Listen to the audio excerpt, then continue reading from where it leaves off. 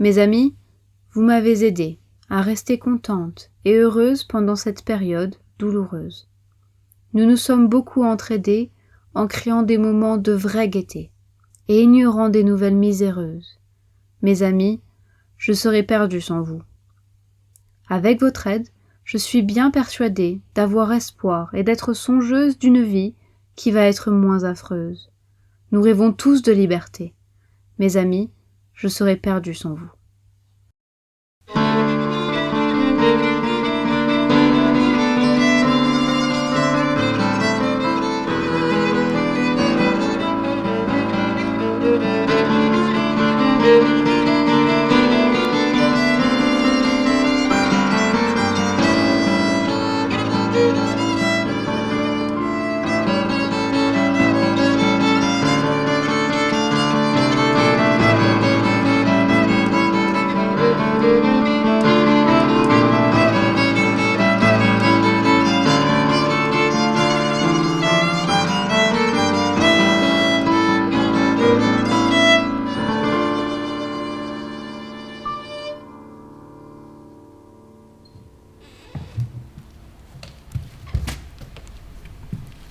Sans précédent. Sans précédent. La crise, la peur et l'affolement. Serrer les dents, c'est sans précédent. Jamais dans l'histoire on a souffert autant. Mais la peste, la peur, la panique et l'ennui, l'angoisse qui rend visite quand on est seul dans la nuit, les passages ténébreux où la terreur nous conduit, ce ne sont pas des émotions qui datent d'aujourd'hui. Depuis la chanson de Roland, la littérature nous montra que durs sont les coups et cruel le combat. Et à travers toutes ces pages, le dernier constat, c'est que l'art et le cafard marchent au même pas. On vous propose ici une sélection éphémère qui vous aiderait peut-être à prendre des repères. Parfois tristes, parfois drôles, mais dans les mots de Voltaire, la nature nous a fait frivoles pour nous consoler de nos misères.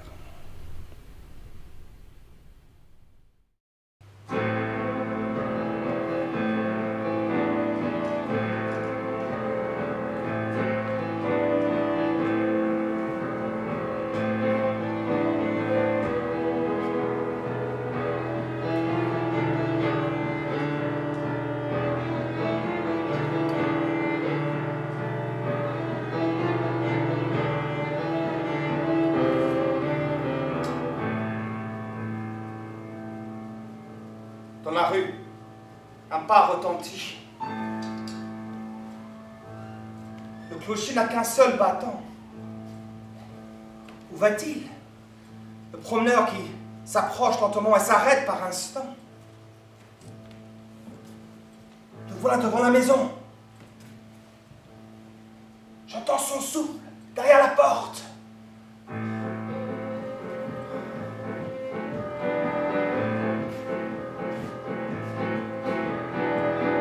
Je vois le ciel à travers la vitre. Je vois le ciel où les astres roulent sur l'arête des toits. C'est la grande ours, une bételgeuse. C'est Vénus au ventre blanc. C'est Diane qui dégrave sa tunique près d'une fontaine de lumière. Jamais l'une du ciel ne roulèrent si loin de la terre. Jamais l'air de la nuit ne fut si opaque, si lourd.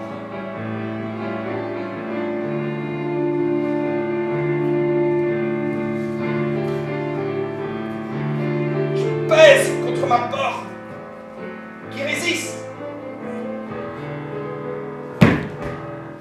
Elle s'ouvre enfin, son battant claquant contre le mur. Et tandis que le pas s'éloigne, je déchiffre sur une affiche jaune les lettres noires du mot peste.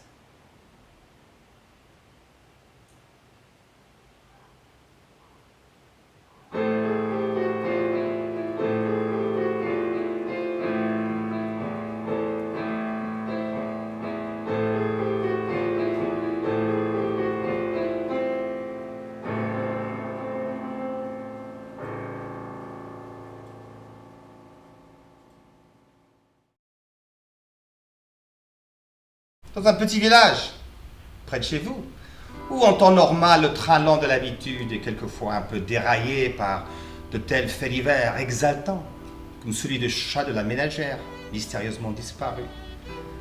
Un bruit se fait de plus en plus fort. Une contagion inattendue frappe les habitants de ce hameau somnolent. Avec une rapidité impressionnante, la population se transforme en rhinocéros. La panique initiale, lancée par la découverte du pauvre petit minou écrasé, cède bientôt à une sorte d'abdication fataliste. Les cornes du dilemme, une force envahissante, avec une belle allure de conquérant, balaye toutes les espèces plus faibles sur son terrain. La machine rhinocéros est impitoyable. Elle déteste la diversité. C'est l'instinct de la meute qui se renforce en s'accroissant.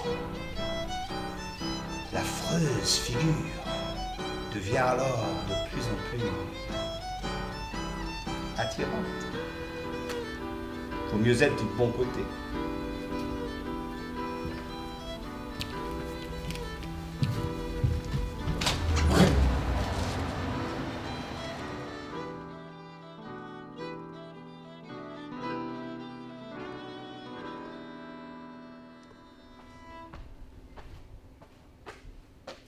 Bérengère, rêveuse, paresseuse de nature, sans ambition, rend visite à son ami Jean, qui a toujours sévèrement critiqué son attitude négligente. Mais aujourd'hui, Bérengère se trouve bien troublée par cette étrange nouvelle maladie qui vient juste d'affliger leur collègue, Monsieur Boeuf.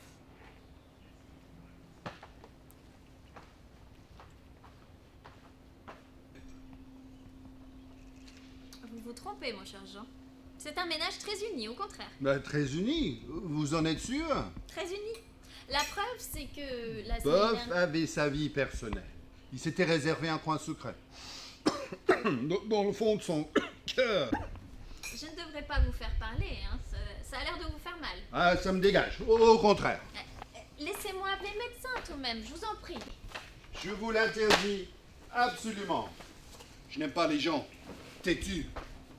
Et alors, s'il est devenu rhinocéros de son plein gré, ou contre sa volonté, ça vaut peut-être mieux pour lui. Que dites-vous là, cher ami? Comment pouvez-vous penser que c'est une... Vous milliardaire? voyez le mal partout. Puisque ça lui fait plaisir de devenir rhinocéros. Puisque ça lui plaît. Il n'y a rien d'extraordinaire à cela. Évidemment, il n'y a rien d'extraordinaire à cela. Pourtant, je doute que ça lui fasse tellement plaisir. Et pourquoi donc? Il m'est difficile de dire pourquoi. Ça se comprend. Je vous dis que ce n'est pas si mal que ça.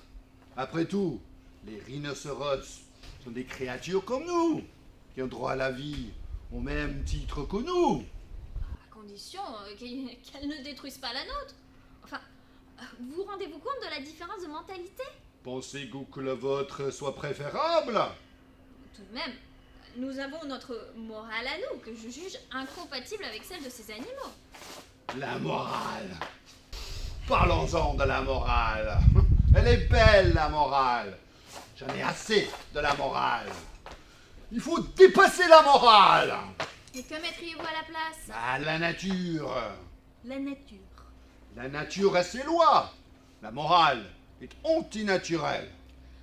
Si je comprends bien, vous voulez remplacer la loi morale par la loi de la jungle? Ben, j'y vivrai. Cela se dit, mais dans le fond, personne ne vous prendra au sérieux avec cette idée. Il faut reconstituer le fondement de notre vie. Il faut retourner à l'intégrité primordiale. Je ne suis pas du tout d'accord avec vous. Je veux respirer. Réfléchissez, voyons. Vous vous rendez bien compte que nous avons une philosophie que ces animaux n'ont pas. Un système de valeurs irremplaçable. Des siècles de civilisation humaine l'ont bâti.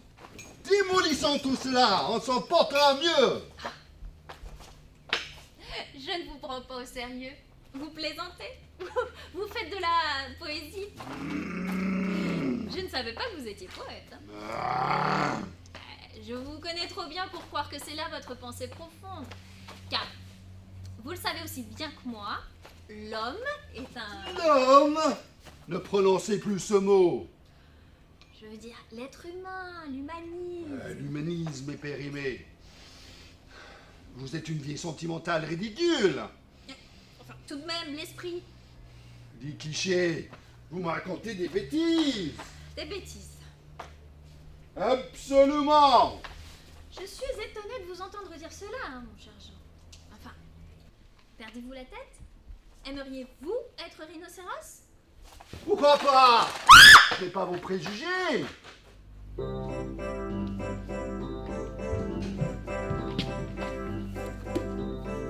Approchez-vous, approchez-vous, mesdames, messieurs, chers enfants. Prenez vos places, prenez vos places.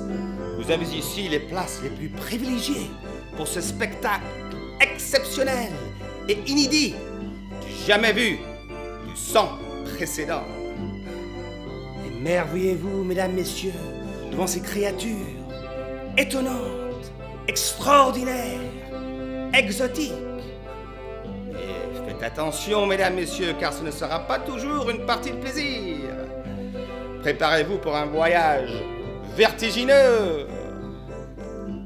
Une maladie effroyable jette une ombre sinistre sur le royaume des animaux. Qui s'en sortira? C'est la loi de la jungle. Qui se reconnaît?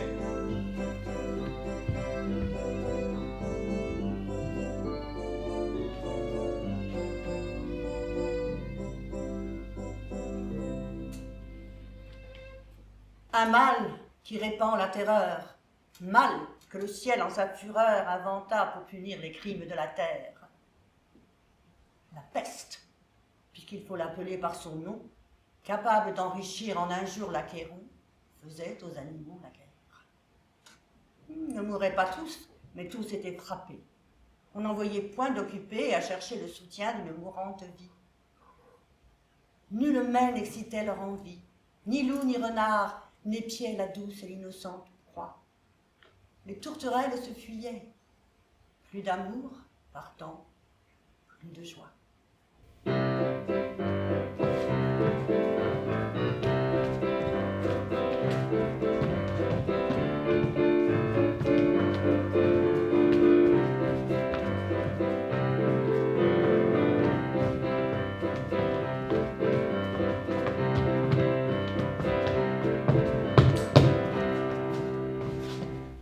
Le lion, d'un conseil, et dit: Mes chers amis, je crois que le ciel a permis pour nos péchés cette infortune.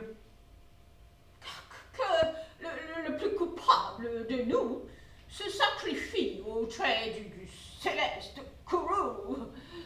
Peut-être il obtiendra la guérison commune. L'histoire nous apprend quand de tels accidents l'on fait de pareils dévouements. Ne nous flattons donc point. Voyons, sans indulgence, l'état de notre...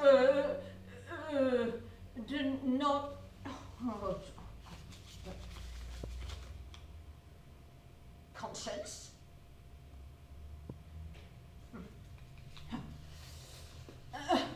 Pour moi, satisfaisant mes appétits gloutons, j'ai dévoré force mouton. Que m'avait-il fait? Nulle offense. Même, il m'est arrivé quelquefois de manger le berger. Je me dévouerai donc, s'il le faut, mais je crois qu'il est bon que chacun s'accuse, ainsi que moi, car il faut souhaiter, selon toute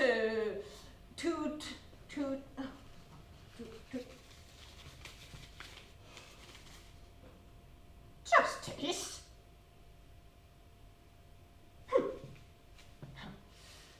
que le plus coupable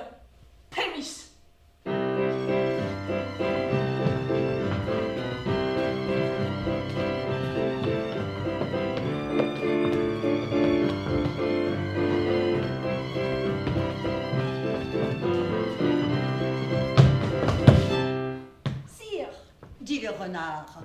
Vous êtes trop bon roi. Vos scrupules font voir trop de délicatesse. Et bien manger canaille, mouton, saute-espèce, est-ce un péché? Non, non. Vous leur fîtes, Seigneur, en les croquant, beaucoup d'honneur.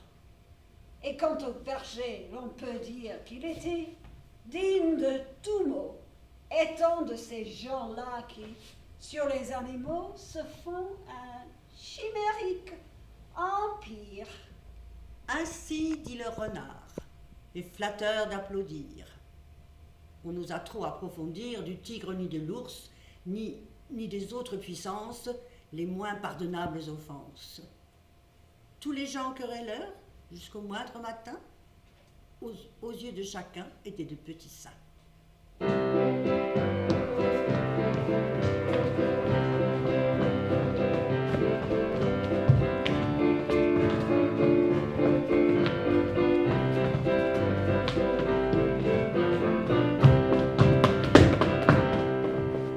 L'âne vint à son tour et dit: J'ai souvenance qu'en un près de moine passant, la faim, l'occasion, l'herbe tendre, et je pense aussi quelque diable me poussant, je tondis de ce près la largeur de ma langue.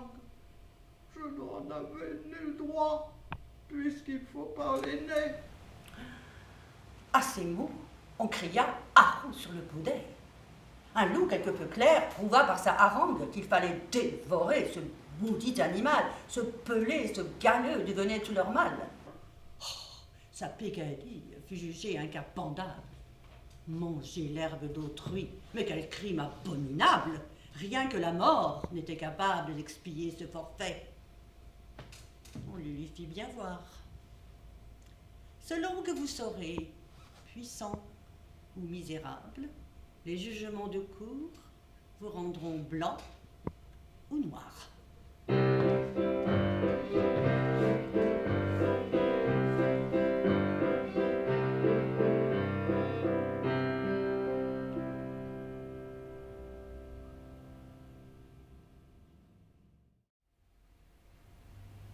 Oran, 1945.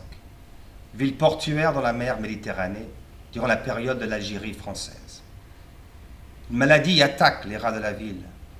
Dans la rue et dans les bâtiments, ils meurent en très grand nombre. Ce phénomène inquiétant devient encore plus sévère lorsque le concierge du bâtiment, du docteur Rieux, est victime d'une étrange maladie dont il meurt en dépit des soins du médecin.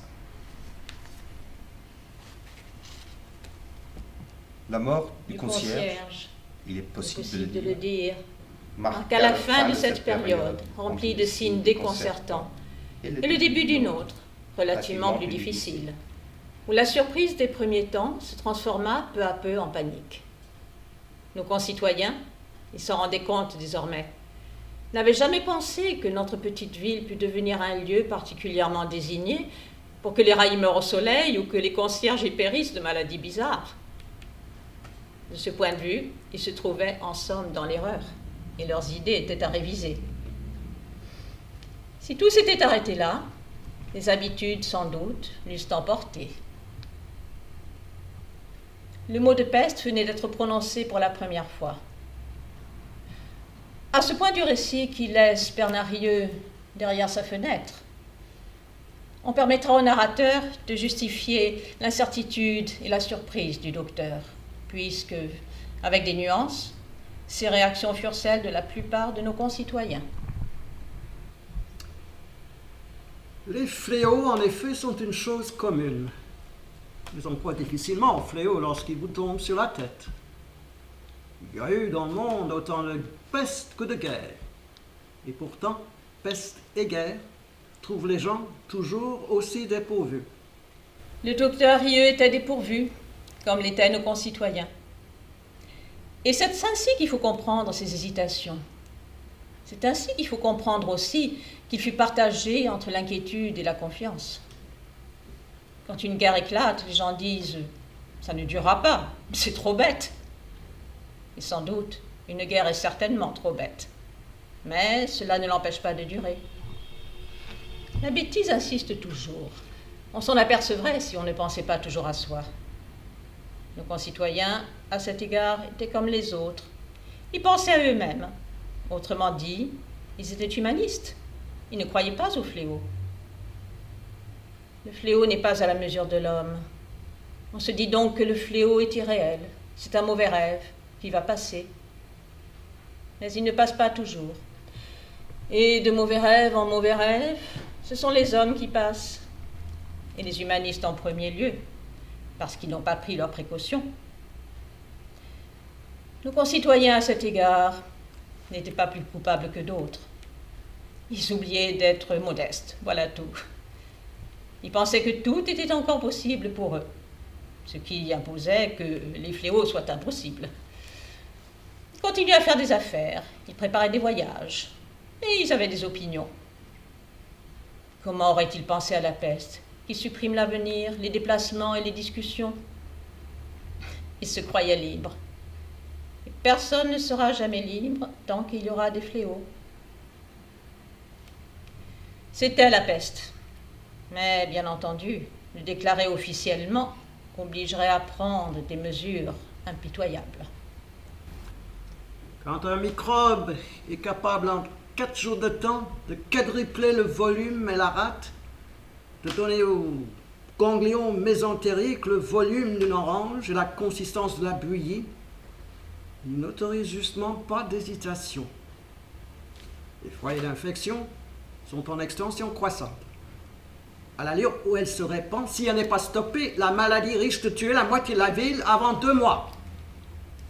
Par conséquent, il importe peu que vous l'appeliez peste ou fièvre de croissance. Il importe seulement que vous l'empêchiez de tuer la moitié de la ville. Bien entendu, la contagion n'est jamais absolue, sans quoi on obtiendrait une croissance mathématique infinie et un dépeuplement foudroyant. Il ne s'agit pas de rien pousser au noir. Il s'agit de prendre des précautions. À partir de ce moment, il est possible de dire que la peste fut notre affaire à tous.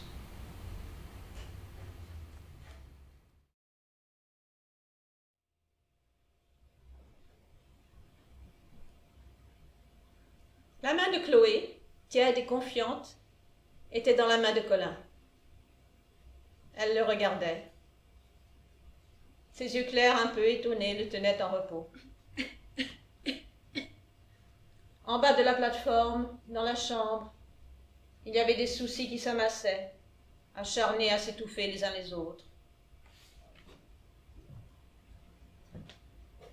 Chloé sentait une force opaque dans son corps, dans son thorax, une présence opposée. Elle ne savait comment lutter. Elle toussait un peu de temps en temps pour déplacer l'adversaire accroché à sa chair profonde.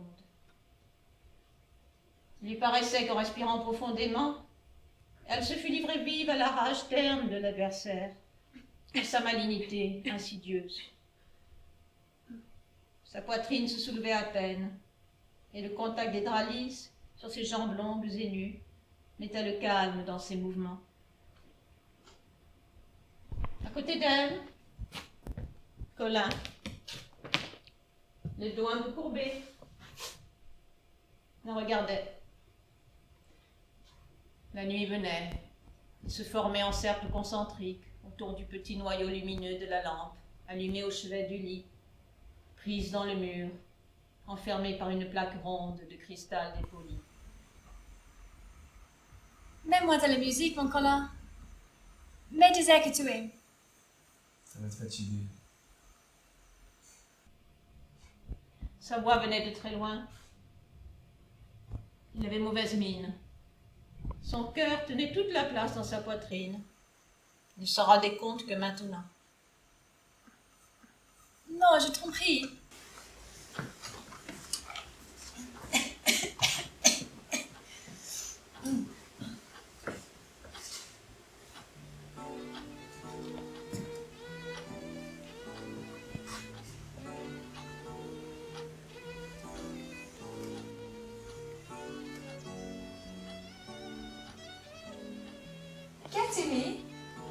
rappelles?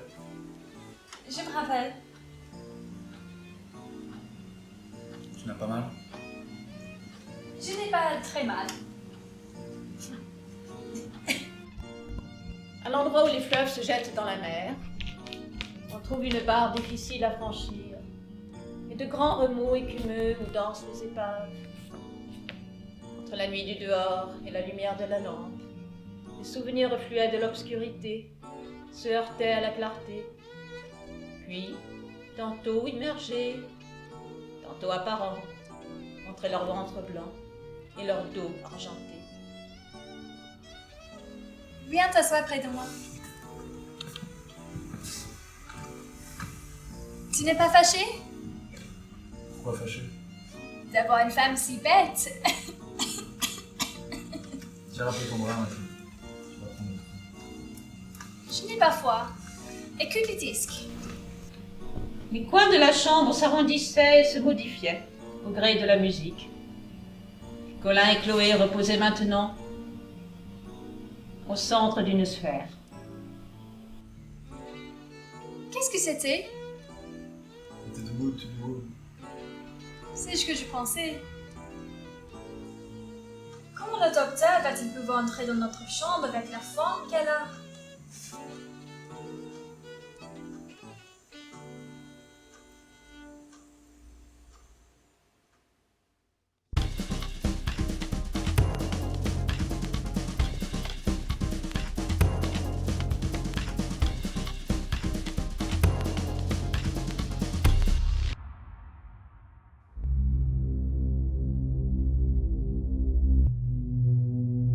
Présentement,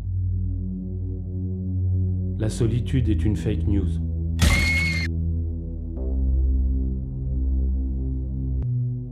La solitude n'existe pas. La preuve. Une frite. Une pique en design végétal. Une playlist de merde. Et zou.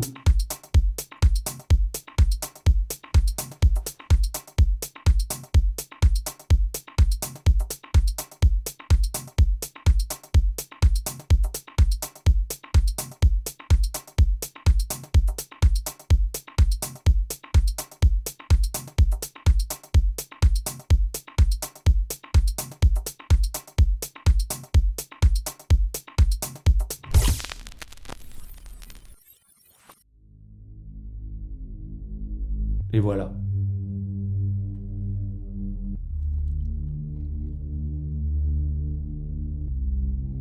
Sinon, toutes les bonnes choses ne devraient jamais arriver parfois.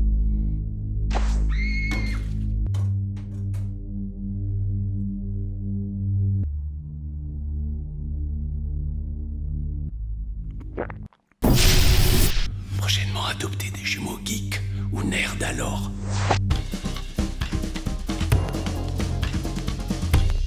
Putain de saloperie de bordel à cul de merde.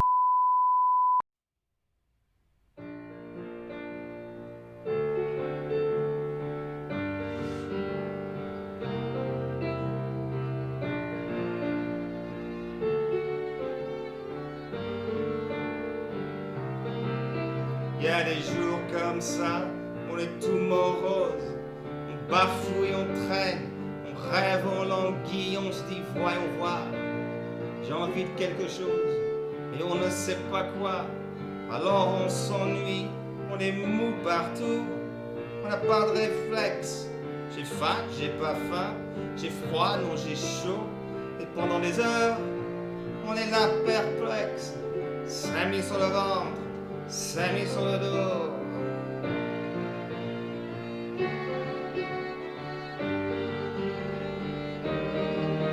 Et on mange sans manger, comme on boit sans boire. On va faire pipi, sans même y penser. Et on met la pagaille dans ma grande armoire, sans avoir besoin de rien y trouver. L'air désabusé, on passe une chaussette. Mais comme on trouve pas l'autre, on laisse tout en plan. Et qu'est-ce que ça veut dire, anacorette? 300 mètres carrés. Est-ce que ça fait grand?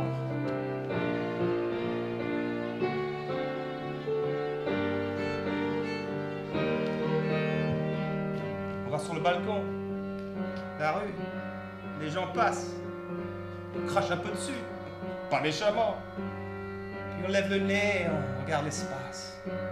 C'est grand l'espace, c'est fatigant. Il y a un cours en bas, où le soleil s'arrête, c'est triste. Et on pense, philosophiquement, que le seul moyen pour pas qu'on s'embête, c'est encore d'avoir des emmerdements.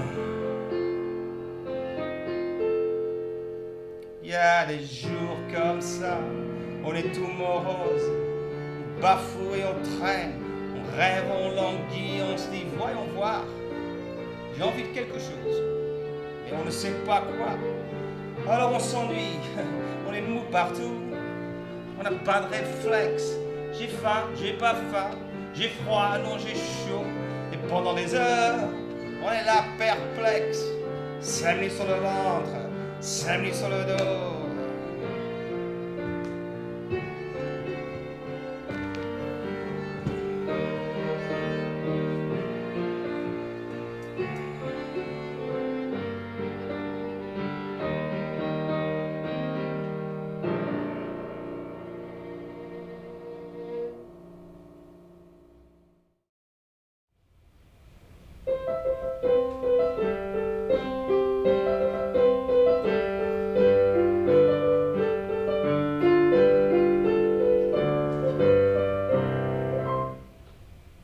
Comme la veille, et sans doute comme les jours précédents, Godot a envoyé un messager à Vladimir et à Estragon pour leur annoncer sa venue du lendemain.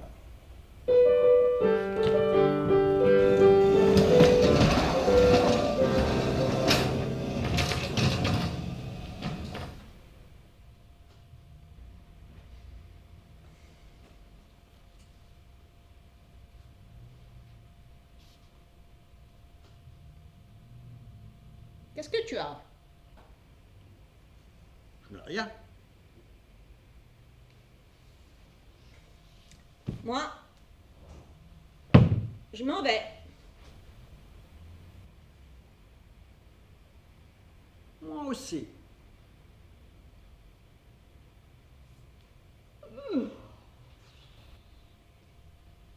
Il y a longtemps que je dormais. Je ne sais pas.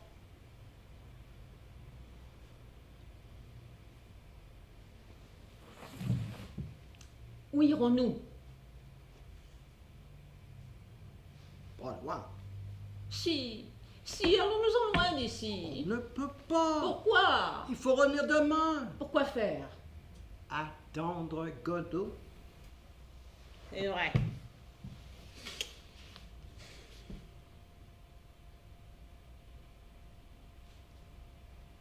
Il n'est pas venu? Non. Maintenant, il est trop tard. Ouais. C'est la nuit.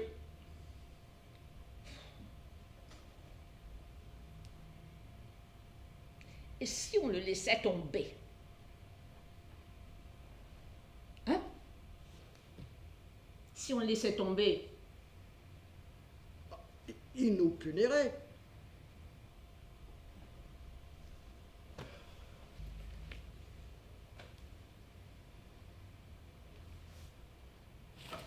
Seul l'arbre vit.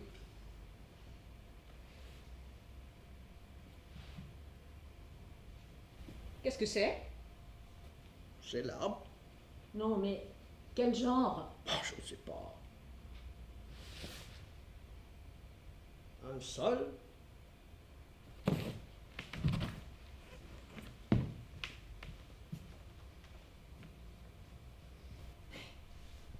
Viens voir.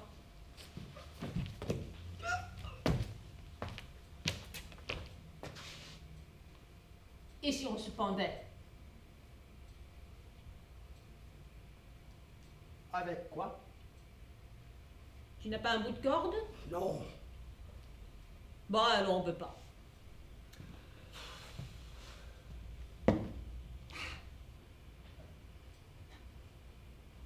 Attends. Il y a ma ceinture. Bah, mais c'est trop court. Tu tireras sur mes jambes.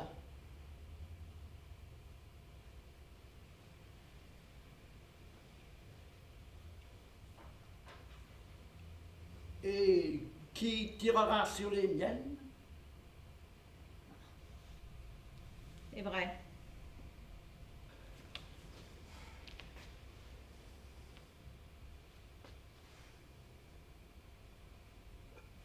Fais voir un peu. À la rigueur, ça peut y aller. Elle est solide. Là. On va voir. Tiens.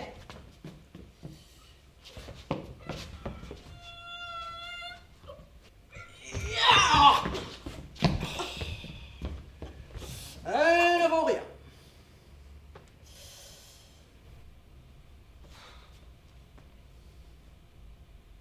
Tu as dit qu'il faut venir demain. Ouais. Alors, on apportera une bonne corde.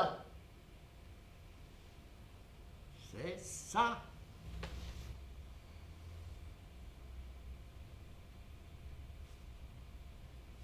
Midi.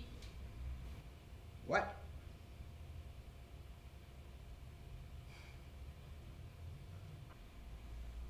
Je peux plus continuer comme ça. Oh, on dit ça. Et si on se quittait, ce serait peut-être mieux. On se prendra demain. À moins que Godot ne vienne. Et s'il vient? Nous serons sauvés.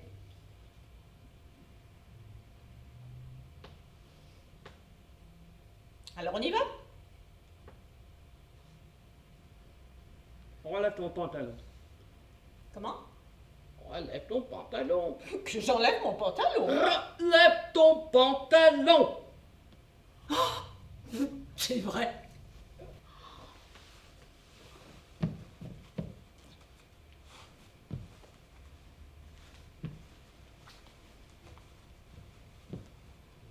Alors, on y va?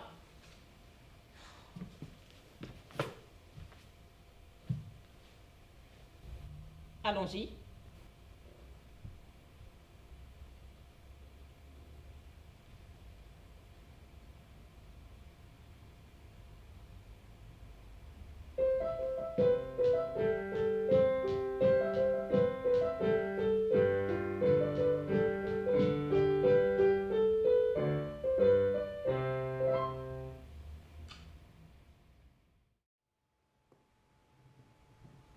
Dans la ville de Rome, la décision a été prise de fermer les portes de la ville pour empêcher la propagation de l'épidémie. Avec l'arrivée de l'été, les morts se multiplient. Et les habitants commencent à s'habituer aux ravages de l'épidémie. Une fois les portes fermées, ils s'aperçurent qu'ils étaient tous, et le narrateur lui-même, pris dans le même sac, et qu'il fallait s'en arranger. C'est ainsi, par exemple, qu'un sentiment aussi individuel que celui de la séparation d'avec un être aimé devint soudain, dès les premières semaines, celui de tout un peuple. Et, avec la peur, la souffrance principale de ce long temps d'exil. Une des conséquences les plus remarquables de la fermeture des portes fut en effet la soudaine séparation où furent placés des êtres qui n'y étaient pas préparés.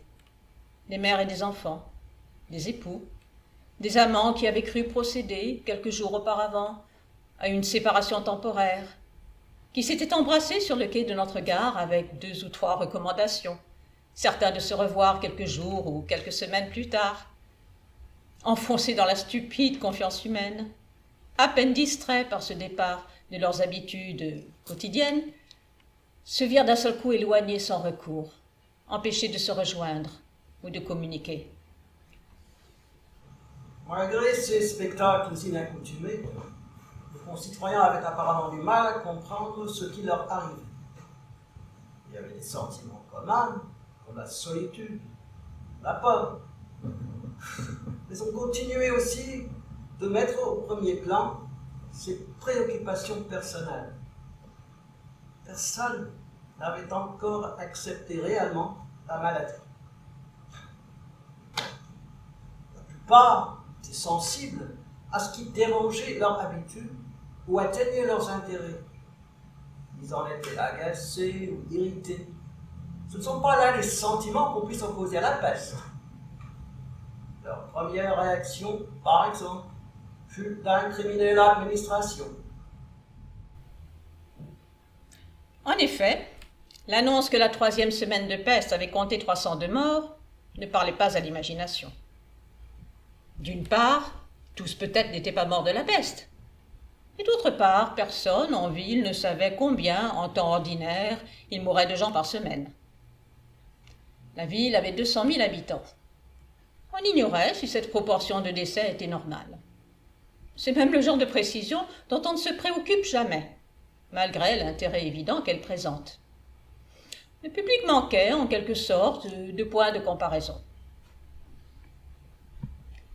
Les gens avaient d'abord accepté d'être coupés de l'extérieur, comme ils auraient accepté n'importe quel ennui temporaire qui ne dérangerait que quelques-unes de leurs habitudes.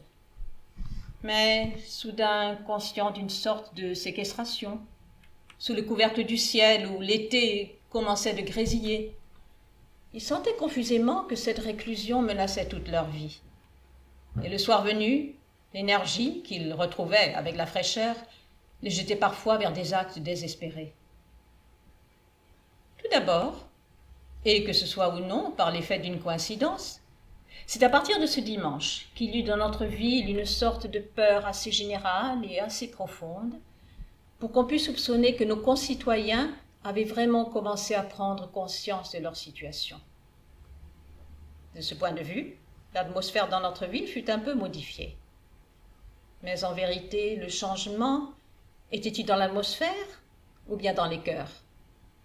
Voilà la question.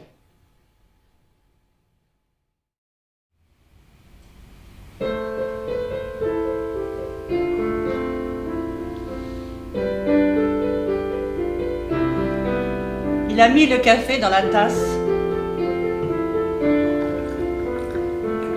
Il a mis le lait dans la tasse de café. Il a mis le sucre dans le café au lait. Avec la petite cuillère, il a tourné. Il a bu le café. Il a posé la tasse sans me parler. Il a allumé une cigarette. Il a fait des ronds avec la fumée. Il a mis les cendres dans le cendrier, sans me parler, sans me regarder. Puis il s'est levé. Il a mis son chapeau sur sa tête. Il a mis son manteau de pluie parce qu'il pleuvait. Et il est parti sous la pluie, sans une parole, sans me regarder. Et moi, j'ai pris ma tête dans ma main et j'ai pleuré.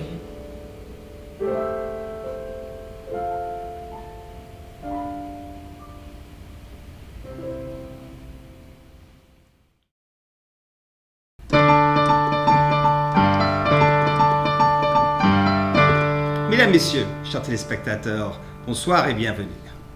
On vous propose ce soir une petite découverte intéressante.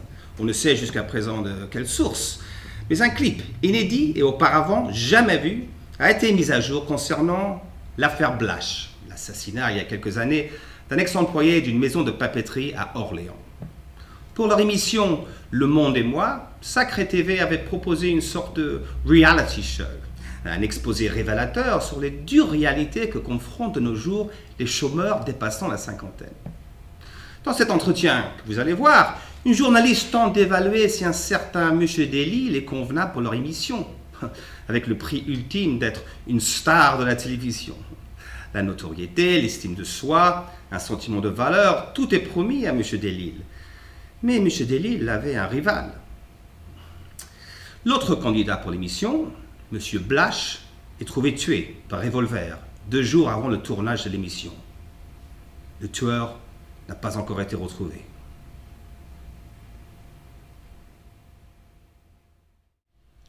Oh, il nage bien un peu comme tout le monde. Faut l'excuser. Répète-toi, Rose.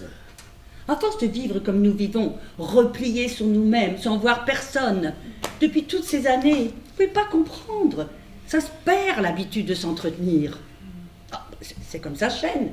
Elle avait fini par rouiller depuis le temps qu'il ne touchait plus à son vélo. Un jour, je lui ai dit, Pierre, si t'allais t'aérer un peu, prends ton vélo. Oh, Rose, tais-toi. Il m'a même pas répondu. Je lui ai dit, encore une fois, puis de nouveau. Parce que vous faites de la bicyclette. Ah, s'il fait de la bicyclette, mais c'était sa détente. Il n'y avait que ça qui comptait pour lui. Oh, son vélo. Je vous assure que c'était une vraie passion. Et puis, quand il est tombé chômeur, il a continué à en faire, et puis de moins en moins, et puis plus du tout. Ça faisait au moins 2 ans et demi qu'il n'avait pas touché à son vélo. Un jour, notre fils Paul lui dit « Papa, tu prends de la brioche ?» Et ils se sont disputés parce que Paul ne dit jamais ce qu'il faut au bon moment, et mon mari ne supportait plus rien, il était devenu irritable. C'est pas vrai, Pierre? Dis-lui que tu m'as fait la surprise. Oh, moi, j'avais perdu l'espoir. Et voilà que je te surprends, ta burette à la main en train de graisser ta chaîne de vélo. Il a repris le dessus. Il y avait des hauts et des bas, hein. Mais enfin, c'était plus le sac de plate posé là du matin jusqu'au soir. Donc, Monsieur Delisle, alors que vous étiez sans travail depuis... 2 ans et 6 mois, je vous dis. Voilà que vous enfourcherez votre vélo tous les matins. Dis-lui, Pierre, dis-lui comme tu m'as dit, dis-lui que ça t'a sauvé. Oh, que je te levais à 7 heures pour faire tes 30 km dans la matinée. Ça t'a vidé la tête de ton idée de te flinguer. Quand on n'est plus rien. Alors, vous faisiez vos 30 km tous les matins? Même par grosse pluie, il partait. Quand il rentrait, le déjeuner était sur la table et il s'est remis un peu à discuter. Parce qu'il avait cessé de parler? Sauf de ressasser toujours la même chose. Elle est sympathique, votre cuisine. Exactement ce qu'il faut. Spacieuse. C'est ici que vous passez vos temps de plus souvent. Il entrait dans les moindres détails. Il allait faire comme ceci ou comme cela. Se tirer dessus. La poutre au grenier. S'attacher une pierre au cou. Mettre le feu à la maison. Et toujours en pensant à tout. Le feu à la maison, c'est ça qui revenait plus fréquemment. Il me disait... Vas-y, Rose, dis-moi si oui ou non.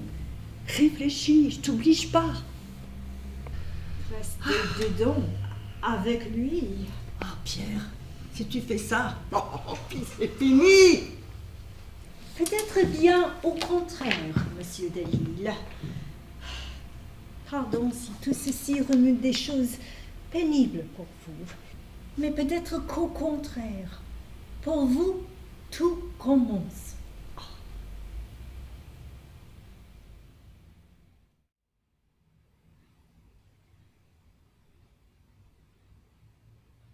Le vent se frayait un chemin parmi les feuilles et ressortait des arbres, tout chargés d'odeurs de bourgeons et de fleurs. Les gens marchaient un peu plus haut et respiraient plus fort, car il y avait de l'air en abondance. Le soleil dépliait lentement ses rayons et les hasardait, avec précaution, dans des endroits qu'il ne pouvait atteindre directement, les arrondissant à angles ronds et onctueux, mais se heurtait à des choses très noires et les retirait très vite d'un mouvement nerveux et précis de poulpe dorée. Son immense carcasse brûlante s'immobilisa peu à peu. Puis il se mit, immobile, à vaporiser les eaux continentales. Et les horloges sonnèrent 3 coups.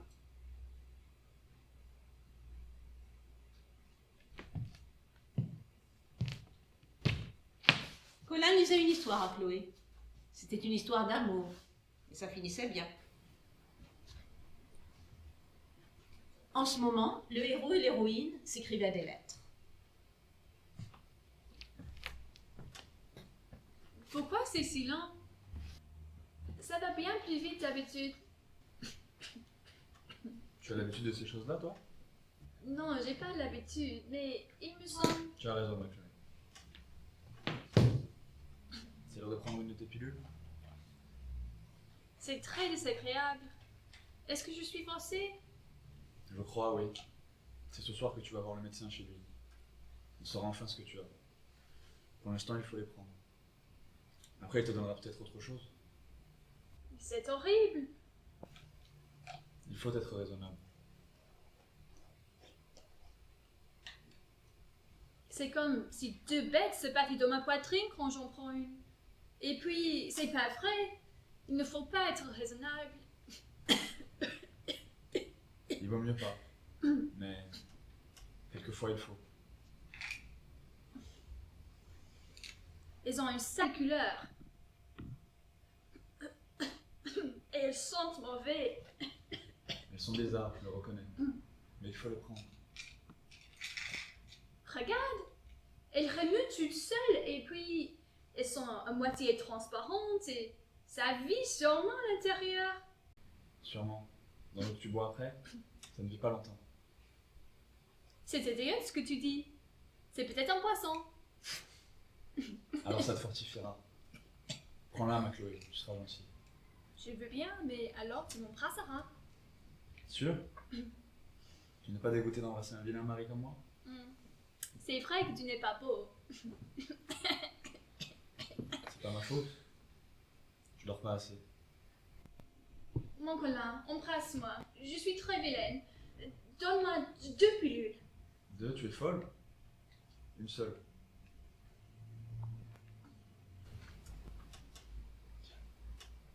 Allez, avale.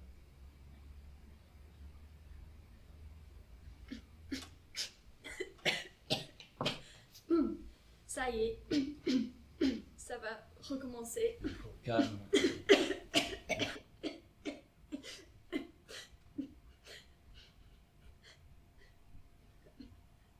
J'ai mal.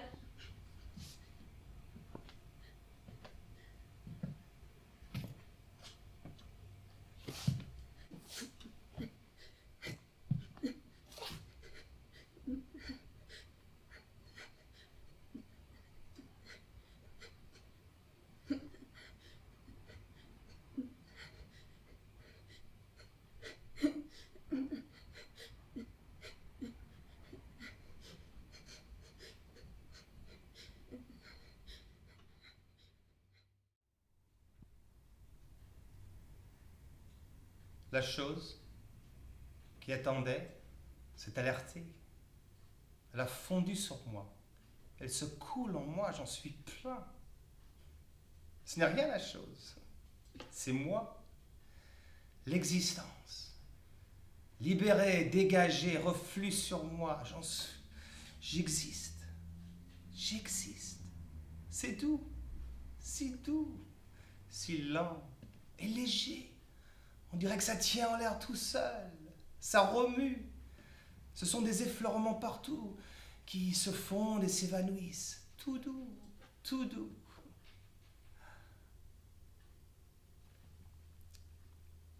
Il y a de l'eau mousseuse dans ma bouche. Je l'avale. Elle glisse dans ma gorge. Elle me caresse. Et la voilà qui renaît dans ma bouche. J'ai à perpétuité dans ma bouche une petite mare d'eau blanchâtre, discrète, qui frôle la langue. Et cette mare d'eau, c'est encore moi. Et la langue, et la gorge, c'est moi. Je vois ma main qui s'épanouit sur la table. Elle vit. C'est moi. Elle s'ouvre. Les doigts se déploient et pointent. Elle est sur le dos. Elle me montre son ventre gras. Elle a l'air d'une bête à la renverse. Les doigts, ce sont les pattes. Je m'amuse à les faire remuer, très vite, comme les pattes d'un crabe qui est tombé sur le dos. Oh. Le crabe est mort. Les pattes se recroquevillent, se renferment sur le ventre de ma main. Je vois les ongles. La seule chose de moi qui ne vit pas, et encore. Ma main se retourne, s'étale à plat ventre. Elle me montre à présent son dos. Un dos argenté, un peu brillant, on dirait un poisson. S'il n'y avait pas les taches noires à la naissance des phalanges. Je sens ma main. C'est moi, c'est deux bêtes qui s'agitent au bout de mes bras. Je sens son poids sur la table qui n'est pas moi. C'est long, cette impression de poids. Ça ne passe pas, il n'y a pas de raison pour que ça passe. À la longue, c'est intolérable. Je retire ma main, je la mets dans ma poche. Mais je sens tout de suite à travers l'étoffe la chaleur de ma cuisse. Aussitôt, je fais sauter ma main de ma poche. Je la laisse pendre sur le dossier de ma chaise. Maintenant, je sens son poids au bout de mon bras. Elle tire un peu, à peine, mollement, moelleusement. Elle existe.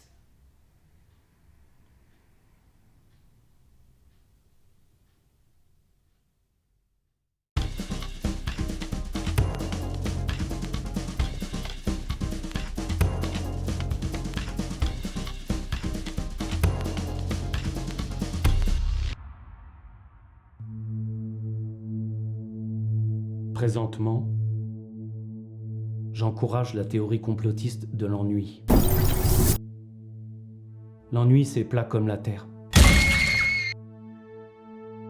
L'ennui, c'est bon. C'est bon comme écrire un haïku. Un haïku est un court poème en 5, 7 et 5 syllabes. Papier.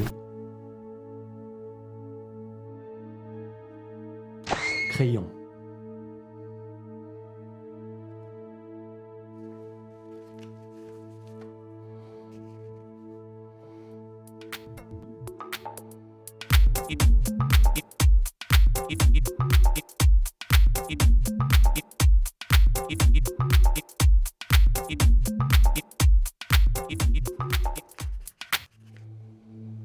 Papier-crayon, c'est le titre.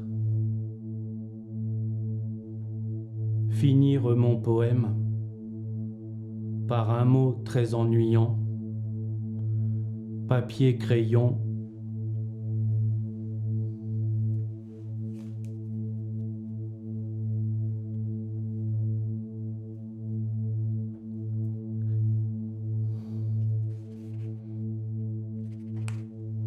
Fin.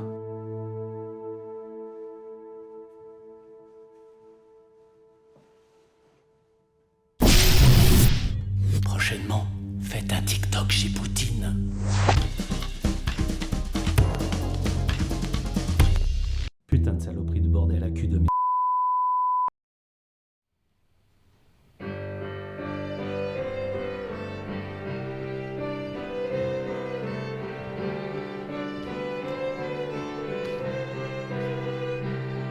Acte 1, c'est la chute. On est devant le désespoir.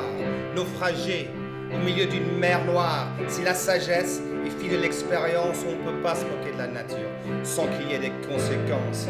Acte 2, le train de vie se ralentit. On réflecte. Je pense donc je m'ennuie. L'existence comme un géant sur les épaules. Quand tous les jours se ressemblent, c'est le cafard et le ras-le-bol.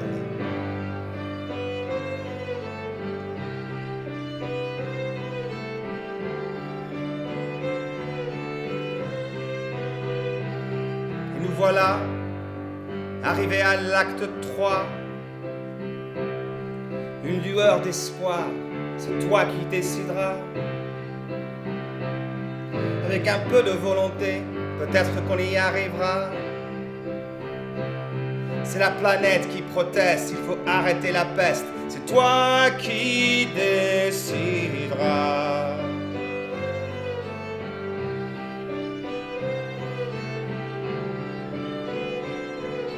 C'est toi qui décideras.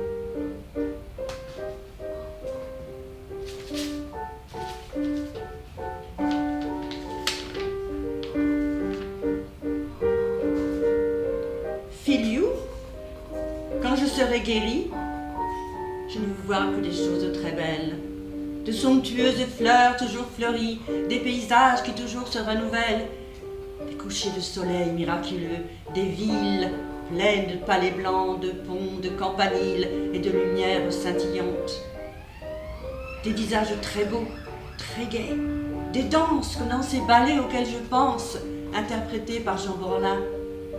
Je veux des plages au décor de féerie, avec des étrangers sportifs au nom de princes, des étrangères en souliers de pierreries et de splendides chiens neigeux aux jambes minces. Je veux frôler de Rolls silencieuses, de longs trottoirs de velours blond, terrasses, orchestres, bourdonnant de musique heureuse. Vois-tu, Filiou, le carnaval qui passe, la riviera débordante de roses. Je n'ai besoin de ne voir un instant que ces choses, quand je serai guérie. J'aurai ce châle aux éclatantes broderies qui fait songer aux courses espagnoles, des cheveux courts en auréole, comme mat et muret, des yeux qui rient, un teint de cuivre, et l'air, non pas d'être guéri, mais de n'avoir jamais connu de maladie. J'aurai tous les parfums, les plus rares qui soient, une chambre moderne, aux nuances hardies, une piscine rouge et des coussins de soie, un peu cubistes. J'ai besoin de fantaisie, j'ai besoin de sorbets et de liqueurs glacées, de fruits craquants, de raisins doux, d'amandes fraîches, peut-être d'ambroisie, ou simplement de mordre au cœur neuf d'une pêche. J'ai besoin d'oublier tant de sombres pensées, tant de bols de tisane et d'heures accablantes. Il me faudra, vois-tu, des choses si vivantes et si belles, Filiou, si belles ou si gaies.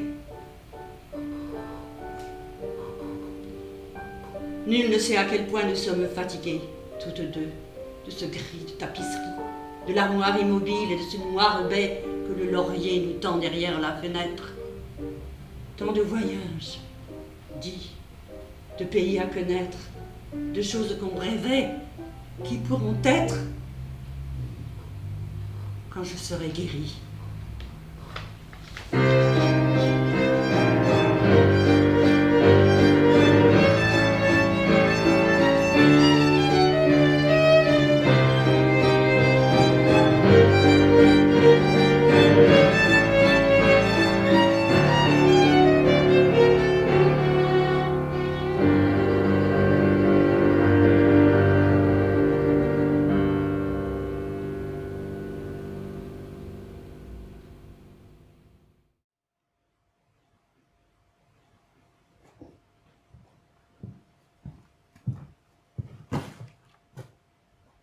Dans une chambre, un homme dort. À côté de lui, une femme est assise sur une chaise. La chambre est blanche, sans fenêtre, vide, sauf un lit près de la porte et le lit dans lequel l'homme dort. Tout à coup, l'homme se met à bouger. La femme retient son souffle. L'homme se réveille.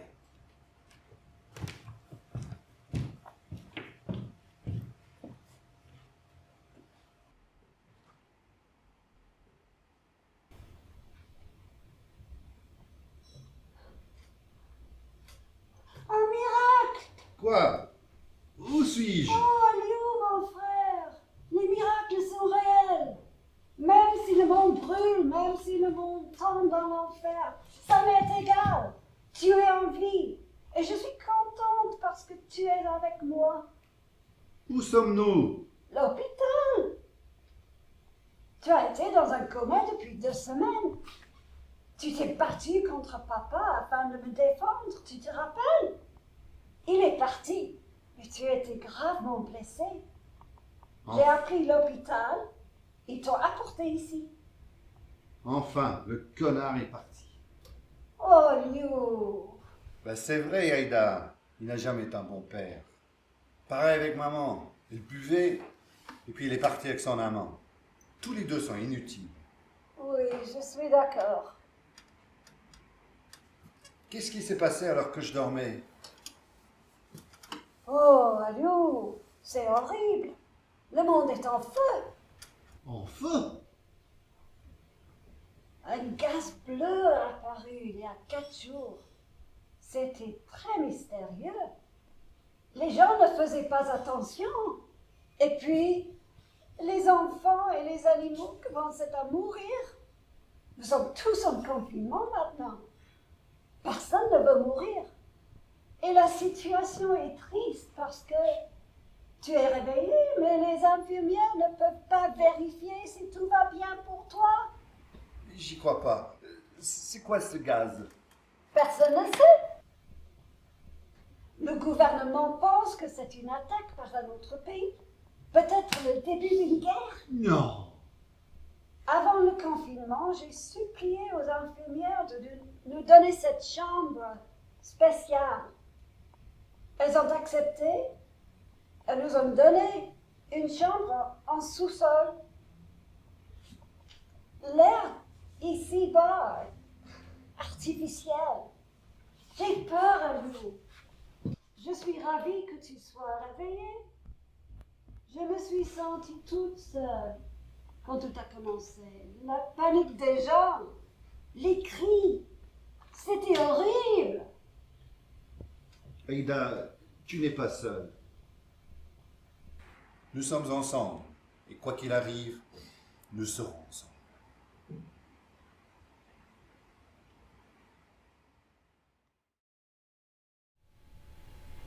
En janvier, la peste régresse et le sérum développé par les experts se met curieusement à avoir une efficacité qu'il n'avait pas jusqu'alors. Quoique cette brusque retraite de la maladie fut inespérée, nos concitoyens ne se hâtèrent pas de se réjouir. Les mois qui venaient de passer, tout en augmentant leur désir de libération, leur avaient appris la prudence. Ils les avaient habitués à compter de moins en moins sur une fin prochaine de l'épidémie. Cependant, ce fait nouveau était sur toutes les bouches. Et au fond des cœurs s'agitait un grand espoir inavoué. Tout le reste passait au second plan. Les dernières victimes de la peste pesaient bien peu. Auprès de ce fait exorbitant, les statistiques avaient baissé.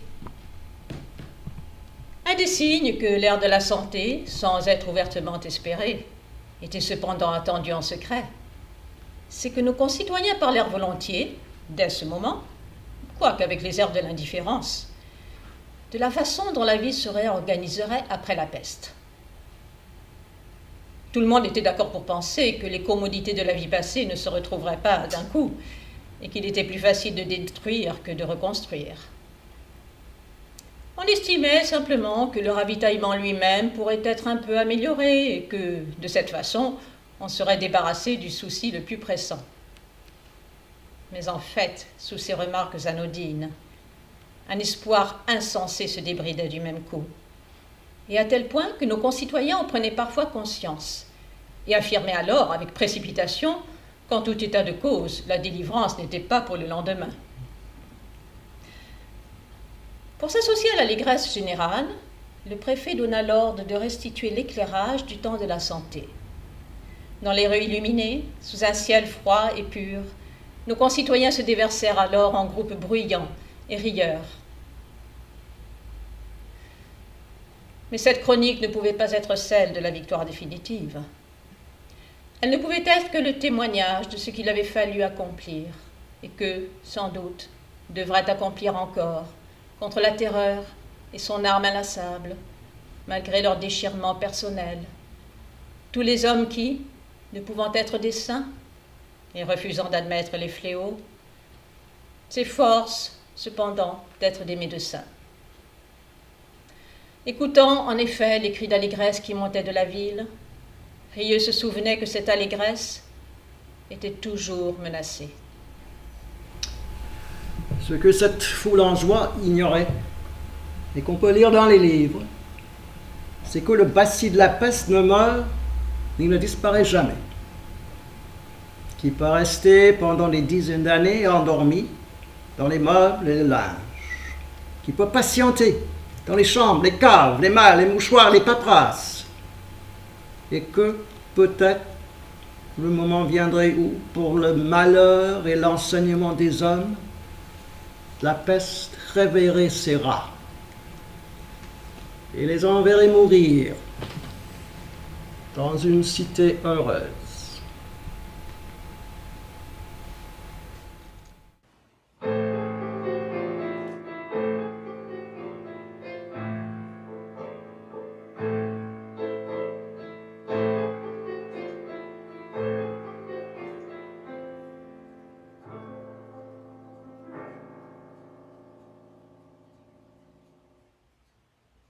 Devant l'église, on s'arrêta. Et la boîte noire resta là, pendant qu'ils entraient pour la cérémonie.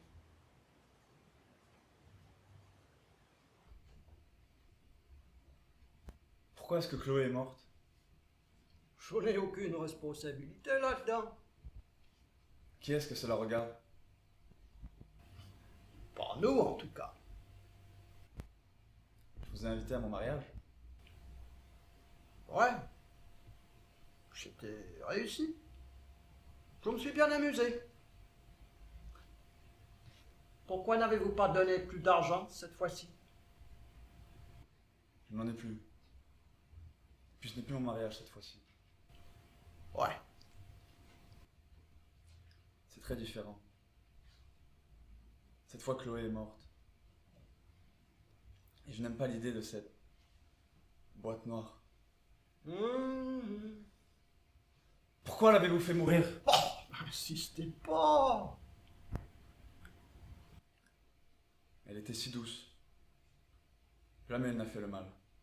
Ni en pensée, ni en action. Cela n'a rien à voir avec la religion. Je ne vois pas ce que nous avons fait. Nous ne méritons pas cela.